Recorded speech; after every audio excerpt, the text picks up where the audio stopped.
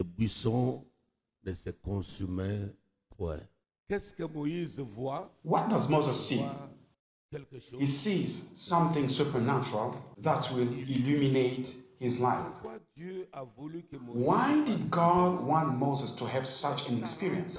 After 40 years in the royal court, in the house of Pharaoh, puissance mystique this great world, scientific, mystical power of that time, dit même que Moïse the Bible even says that Moses was instructed in the wisdom of Egypt. initié He had already been initiated into Egyptian mysticism to prepare him to inherit, considéré comme because he was already considered to be in the lineage of the Pharaonic dynasty. Be careful. What do you think?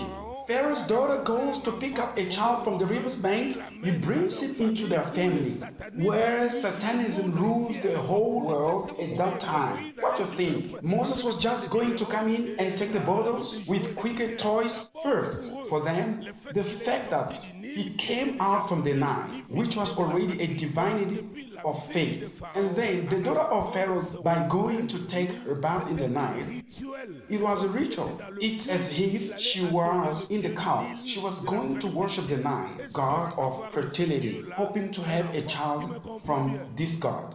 Who understands me well?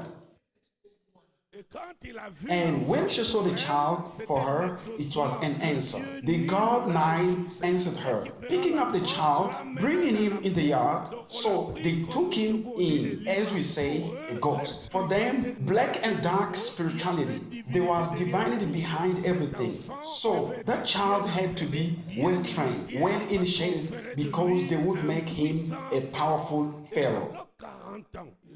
And during 40 years, the boy was trained spiritually, initiated. Moses knew the dark spiritual world.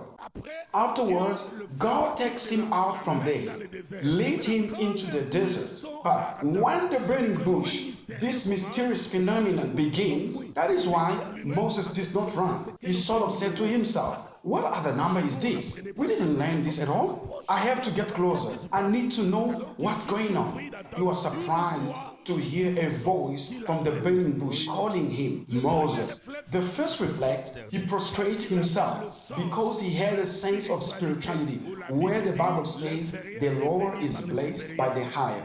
He bowed, then they told him, remove your shoes. In other words, return to the level of slaves like your brother. Because in Egypt, if you are barefoot, you are considered slave. On the day of their deliverance, according to Exodus 12 and 14, what is God saying? Go tell to the people of God that they should put on their shoes and their belt. That is to say, it is the end of slavery. God tells him, remove your shoes, that is to say, return to the level of your brothers, resemble your brothers so that you are able to deliver them. And the phenomenon begins. A human being sees the supernatural things. Certainly the dimension of illumination, which is showed at that moment, allowed him to understand that he was in front of a greater than what he saw in Egypt. Even when he refused the mission that God gave him, because he knew the spirituality of Pharaoh, he says, me, confront this man.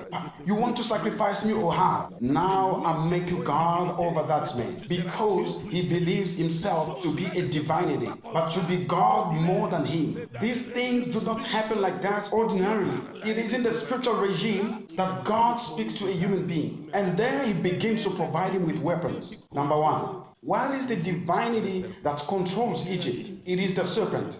And God said, we are going to take care of the serpent first. It is the source, because no one knows a man if not the spirit of a man. No one knows God if not the Spirit of God. You will first attack the serpent.